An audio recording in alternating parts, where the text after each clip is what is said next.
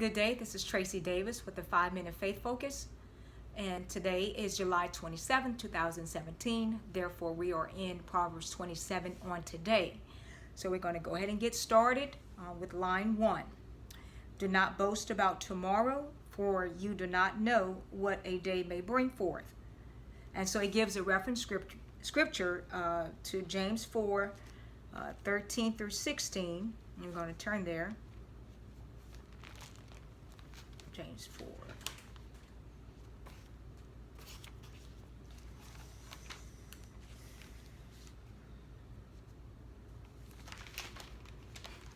All right, 13 through 16. It says, "Come now, you who say, today or tomorrow, we will go to such and such a city, spend a year there, buy and sell, and make a profit.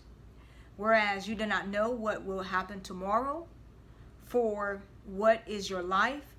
It is even a vapor that appears for a little time and then vanishes away.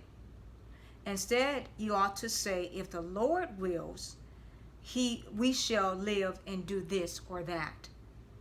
But now you boast in your arrogance, and all such boasting is evil." And then I'll go ahead and wrap up with 17. "Therefore, to him who knows to do good and does not do it, to him it is sin." All right, so basically it's not good for us to say what we're going to do such and such a time.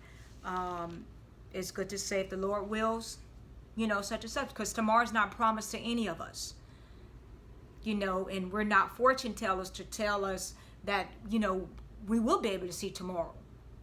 We don't have that guarantee. And so God does not like when we foretell things or try to be like a fortune teller. So just say, if the Lord's will. That's why I say the Lord's willing, we'll be in chapter 28 on tomorrow, because I'm not sure what his will is. But if you see this video, then you know it was his will. But I don't know what the will is going to be for tomorrow. 2, let another man praise you and not your own mouth, a stranger and not your own lips. Okay, and so this gives a reference scripture back to Proverbs 25, when it talked about not seeking your own glory. Remember, we talked about a couple of days ago, all the glory should go to God. Our lives, the story of our lives, should be to live for God's glory. 3, a stone is heavy and sand is weighty, but a fool's wrath is heavier than both of them. So we know a stone can be heavy. We know sand can be heavy, especially when it's wet. All right. And then, so remember, we talked about, somebody going 0 to 100 in 60 seconds. A fool's wrath is nothing to play with. All right. It's heavier than both stone and sand. And, I'm just going to put this little plug in here. I like how Solomon, when he talked about wisdom at the beginning, he personified wisdom as being female, and he personifies fools as being male. Why he did that, I have no clue. I'm just pointing that out. But anyway, line 4. Wrath is cruel and anger a torrent, but who is able to stand before jealousy? And so it gives a reference scripture to 1 John 3:12. 1 John 3:12. Okay. And it says, "Not as Cain, who was of the wicked one and murdered his brother. And why did he murder him? Because his works were evil and his brother's righteous." Let me just go up and read this in context. And then I'll reread 12. 1 John 3:12. "In this the children of God and the children of the devil are manifest.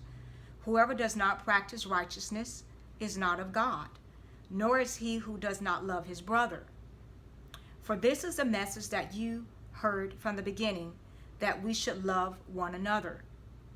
Not as Cain, who was of the wicked one and murdered his brother. And why did he murder him? Because his works were evil and his brother's righteous. That is an illustration of jealousy. Now, what's the difference between jealousy, envy, and covetousness? Jealousy is when, just like Cain killed Abel, he was jealous of his brother's success. All right? When a person is envious, they either desire what you have, or they don't want you to have it at all. A covetous person is just, he has an insatiable greediness or desire for what you have. All right? So those are the three.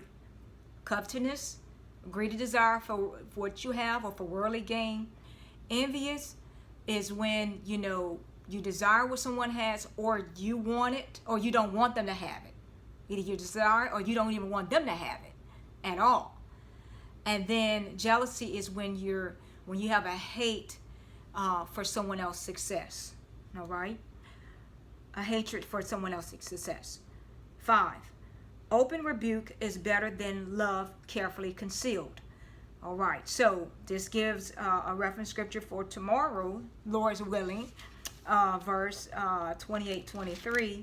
And we're going to read that. He who rebukes a man will find more favor afterward than he who flatters with the tongue. So important not to flatter with our words. I mean, remember we talked about this yesterday. It's just, you just speaking the truth in love. Just speak the truth in love, and that's going to help someone. And if you see somebody's doing wrong, let them know that. But if you try to conceal that, it's like it's better, open rebuke, that open chastisement is better than concealing love. 6. Faithful are the wounds of a friend, but the kisses of an enemy are deceitful. So the same thing. And we're going to read about that iron. If your friend is telling you something for your good, you need to listen. All right? It may hurt you. You may be wounded by that. Your ego may be bruised, but it's going to be for your own good. But it's better than what? As in Matthew 26, when Jesus was what? Deceived by a kiss from Judas. Don't kiss me. Just tell me what I'm doing wrong. 7. A satisfied soul loathes the honeycomb, but to a hungry soul, every bitter thing is sweet. And so basically what it's saying is that when somebody is already full, it doesn't matter what you put before them, they hate it. Because why? They're not hungry. All right? But if you put a bowl of vinegar in front of somebody who's hungry, it's going to be sweet to them. 8. Like a bird that wanders from its nest is a man who wanders from his place. Now, we talked about this in Proverbs 21:16 just a few days ago. A man who wanders from the way of understanding will rest in the congregation of the dead. So, if you have a home, a wife, family, and you're wandering away from that, it's like a bird that's wandering away from a nest. A bird's nest is the protection. It's a safety net for that bird. So no other vultures can attack that bird. But once that bird wanders away, he might as well go ahead and be a dead duck. All right? It's the same way with a man walking away from his home, wandering away, looking at things that you shouldn't be looking at, going to places that you shouldn't be going to. Creeping. 9. Ointment and perfume delight the heart, and the sweetness of a man's friend does so by hearty counsel. Self-explanatory, very good. 10.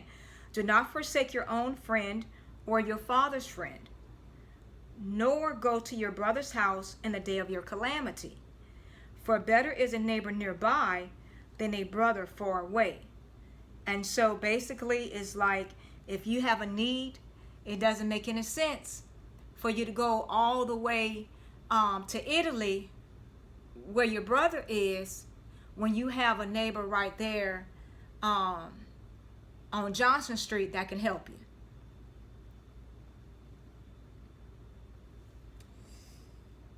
Okay, 11. My son, be wise and make my heart glad, that I may answer him who reproaches me.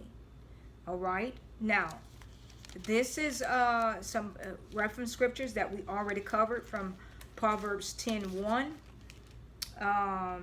A wise son makes a father glad, but a foolish son is the grief of his mother. And also 23:15 through 16. And we talked about that already, which says, my son, if your heart is wise, my heart will rejoice. Indeed, I myself. Yes, my inmost being will rejoice when your lips speak right things. And so we talked about how our parents enjoy when we making right choices, right decisions, and we walk in a right way. And we also speaking words of what? Of wisdom. All right, and that makes our parents happy when we do that. And also, it gives it gives people on the outside nothing really to talk about when your children are doing what they need to do. And so, and your parents don't have to face a reproach because of the way you're acting. And your parents won't have to give an account to anything or to anyone when we're walking in the right way. Okay? 12. A prudent man foresees evil and hides himself. The simple pass on and are punished. All right. Now we talked about that before. Remember, a prudent man is someone who who knows how to apply wisdom in certain situations. And so, and then simple, he's simple-minded. He's just going to pass on, and you know that somebody is waiting down the street to attack you, but you're so simple-minded to you. Oh well, he's not going to mess with me. Well, you're the main one he's going to mess with. So a lot of times too, when you have kids and stuff like that, you know, they so quick to run away from home. So quick to run away from home, thinking that home is like the worst place they can be. Where in actuality, out in the world is the worst place you can be. Because because your mom, your dad, your nana, your tutan, or your tanti, or your parent took your cell phone, all right, and took your Xbox,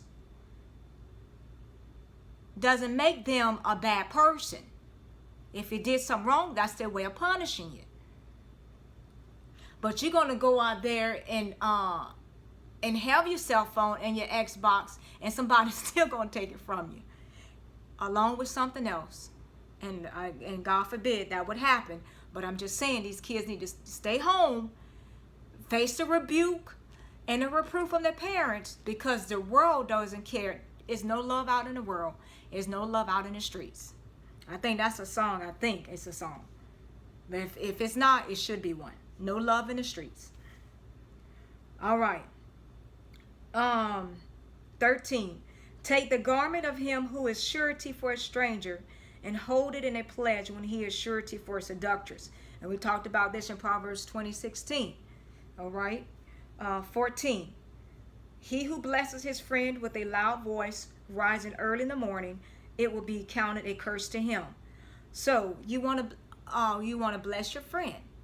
It's nothing wrong with blessing your friend. It's something wrong with blessing your friend at 3 o'clock in the morning, waking up the neighbors. That's what he's talking about. And so, in that right there, it's going to be like a curse. Well, I'm just, giving my friend a blessing. Well, you give it to him at a decent hour.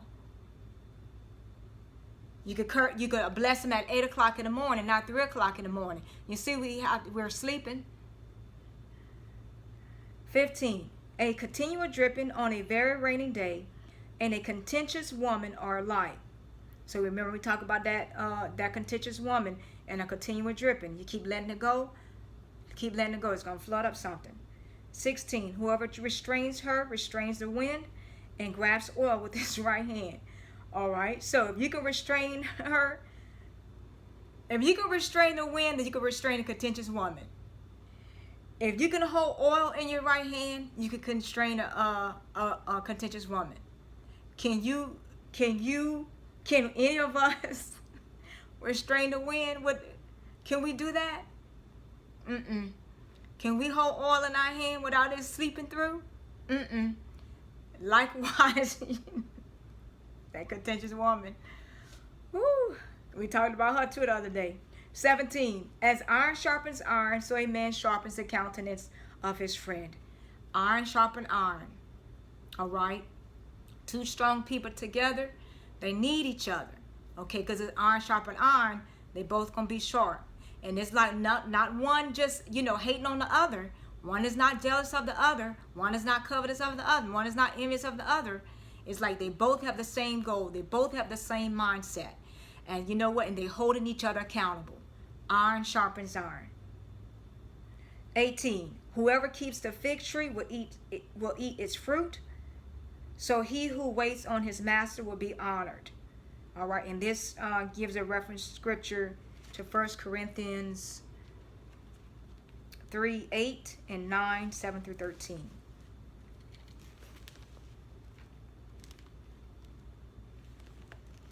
Three, 8 is, now he who plants and he who waters are one, and each one will receive his own reward according to his own labor. All right, so that's 3, 8. And then now we're going to go to 9, 7 through 13.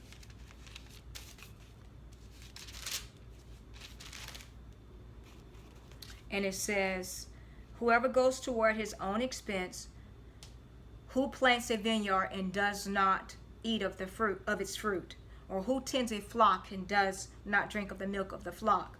Do I say these things as a mere man, or does not the law say the same also? Now this is Paul talking about listing his rights as being a minister, okay? Or does not the law say this same also?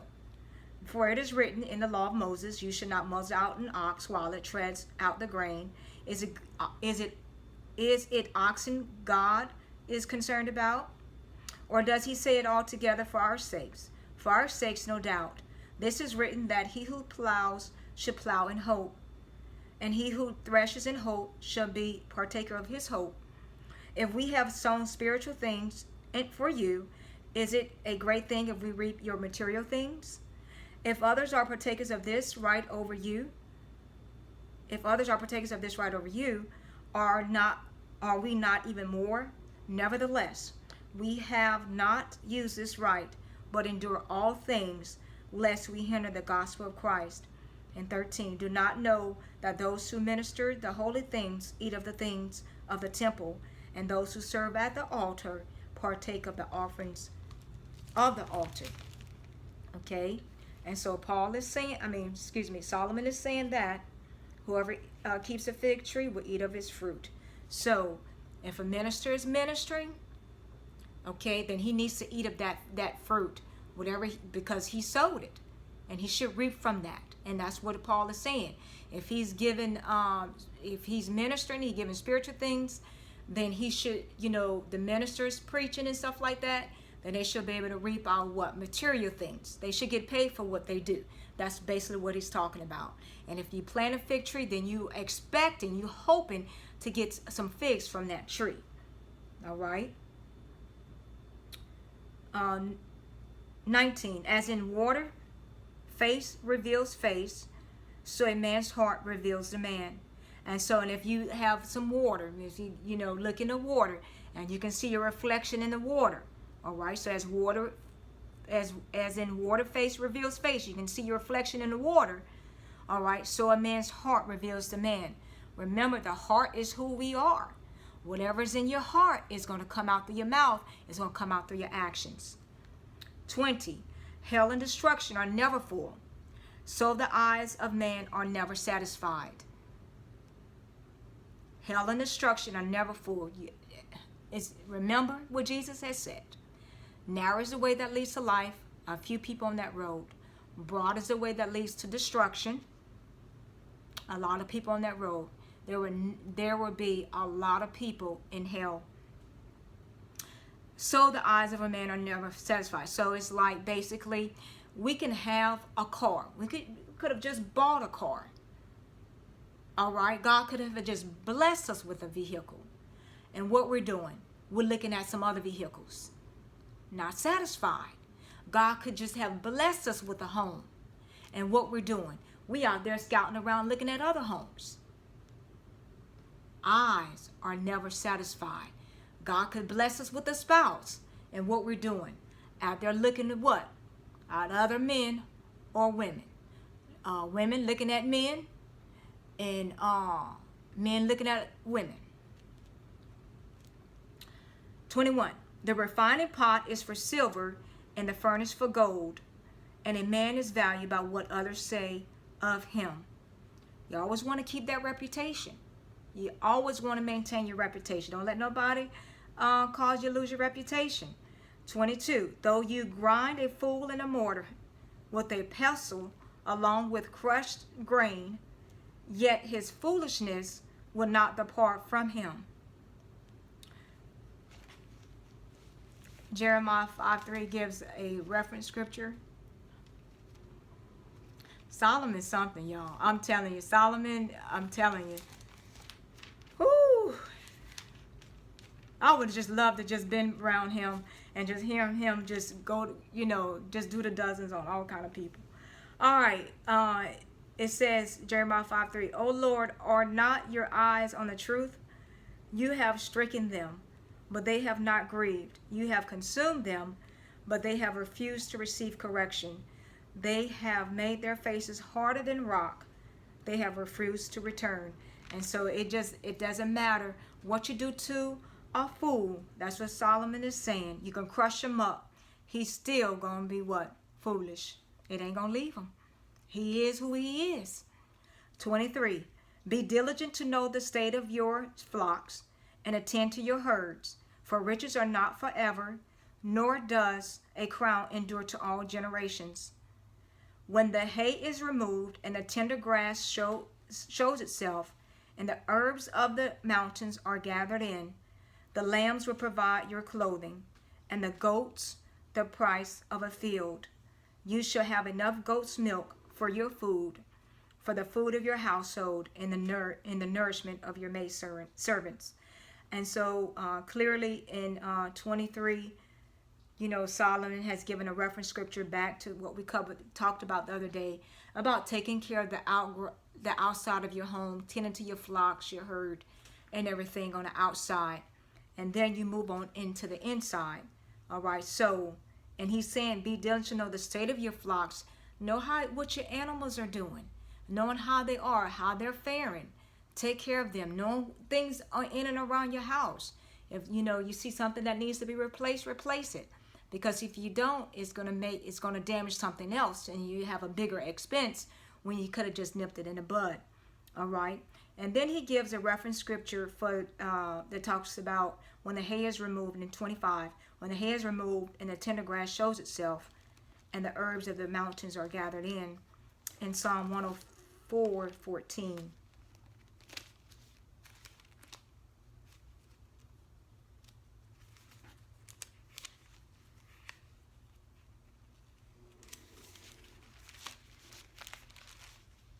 All right, and it says, he causes the grass to grow for the cattle and vegetation for the service of man, that he may bring forth food from the earth.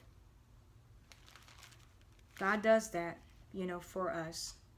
He really does. And the lambs will provide your clothing.